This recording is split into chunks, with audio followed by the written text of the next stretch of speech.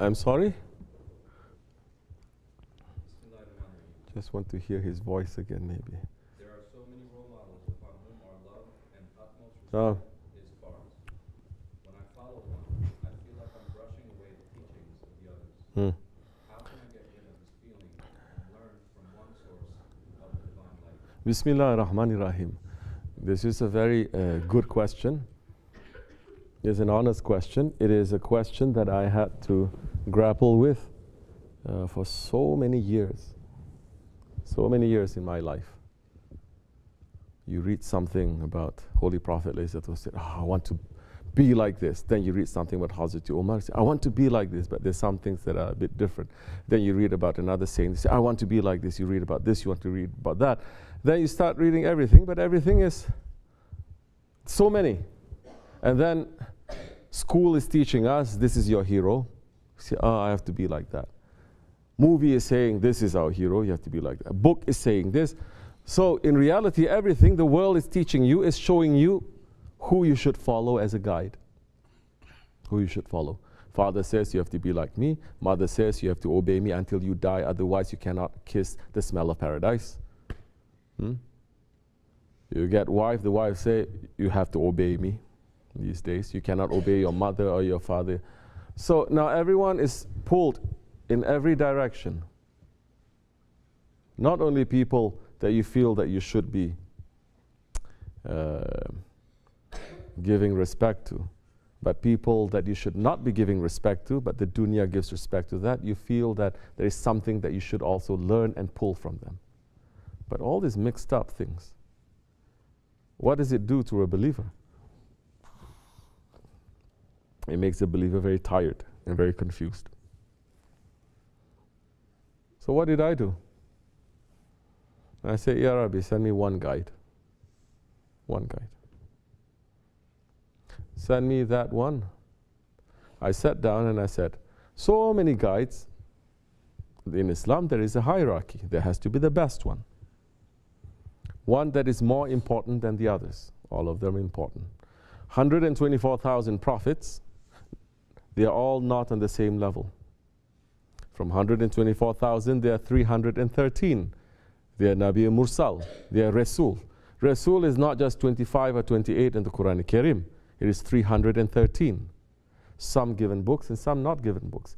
Then out of that 313, those ones who are given the big books, they are much higher.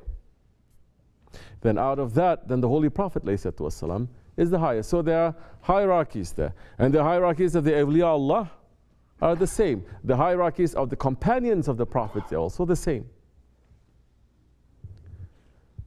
There are 6,666 ayats of the Quran. They are not all the same. There are 6 books of hadith and so many other non-major books of hadith written by other scholars and other saints and other imams also. What are we going to do? We know that in Islam, if you're Sunni, meaning that you follow Quran and the hadith. You follow Quran and hadith without following an imam, a school, a mazhab, you become Wahhabi, out of Islam. You know you need a guide. You know you need an imam. Now, I know that I needed a guide, a Shaykh.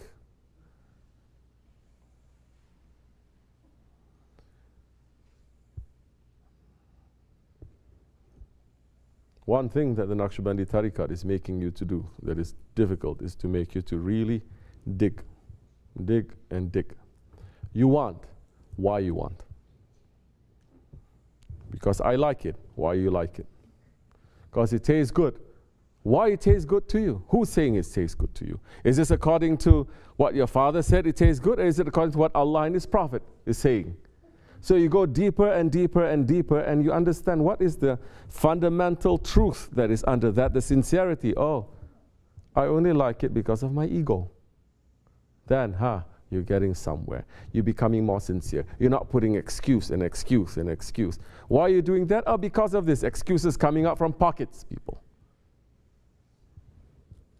You understand now? So now I said, I want to find a guide. Why I need to find a guide? So many people, they're interested in Sufism also. Why are you interested in Sufism? Because I want to be a saint. So many are saying this. Because I read this, and this is what Abdulkerim Gilani Hazrat Lari is experiencing. I want to experience that too. Wrong reason. Ego. Because I want to be special. Wrong reason. So many wrong reasons. Because I want an opening. Wrong reasons. Why?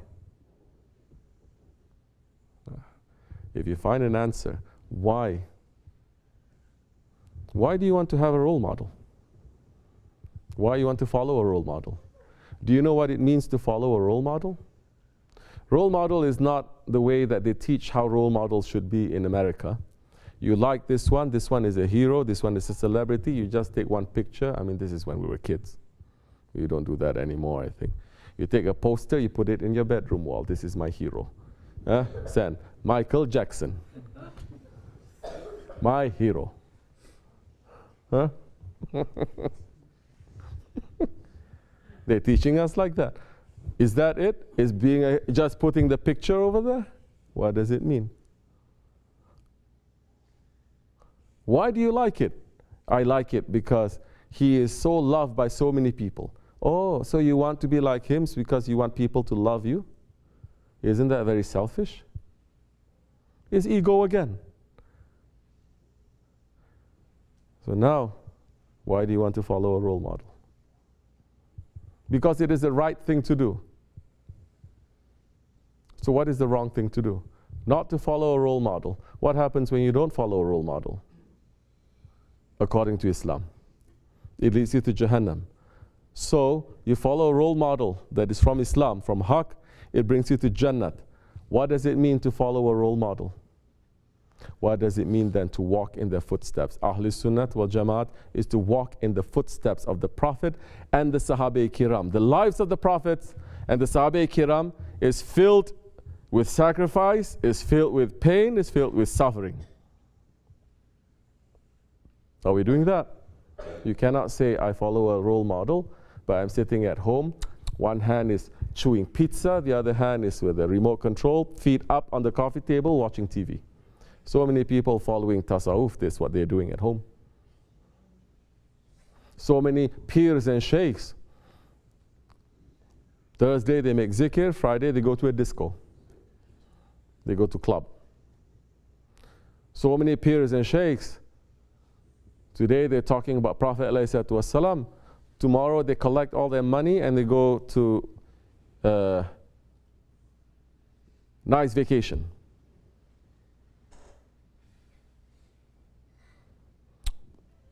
So why you want to follow a role model? The role model that Allah subhanahu wa ta'ala has made obligation for us to follow, it says follow those, Bismillah ar-Rahman ar-Rahim, who ask you no fee. And they are rightly guided and they've achieved to that station. They ask nothing from you. They ask nothing from you. They want nothing from you. You see that they are giving. They're giving their money, they're giving their time, they're giving their care, they're giving their health. They are giving. And they don't expect and they don't want anything from you. And if they take something from you, it is a blessing for you. And you know what happens when they take something from you? They take from this hand and they give in that hand. But they don't need to show because Prophet says, what the right hand gives, the left hand must not know. If you want to follow a role model, follow the one who is in the prophetic way. Then that one who is following in the prophetic way, he will teach you what the prophets came to teach. Not only one prophet, not only the Holy Prophet ﷺ, he is not one prophet, he is the greatest prophet.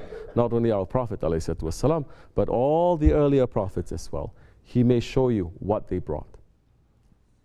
That one then may show you what other saints they brought.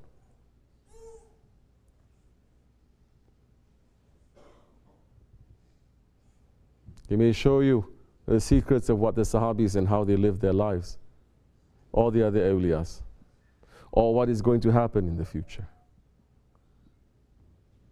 They have that knowledge. And that one, that guide, must come from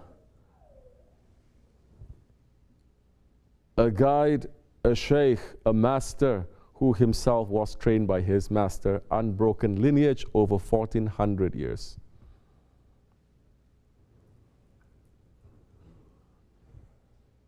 Then, in that time, one source of divine light, but he's taking from the divine light and he may show millions of lights that is reflected from that one divine light. Then it's going to be easy. You're not going to get confused. You'll not get confused. You may open the secrets of the 4 books too. You're not going to get confused. Then you feel that, oh, this, just like the Sahabis, they study, some of them. They learn, go from one Shaykh to another Shaykh, one master to another master. Once they met the Holy Prophet, it's finished. It's finished. And they say, this is it. There are still people like that. Now Shaykh is one of them. That say, now this one is making us to drink from a pure source. And that time we say, I don't need to know about this. I don't need to know about that. I don't need to know. That time you come to the point where you say, I used to think I need to know so many things. Now, I don't need to know anything. I just need to know myself first.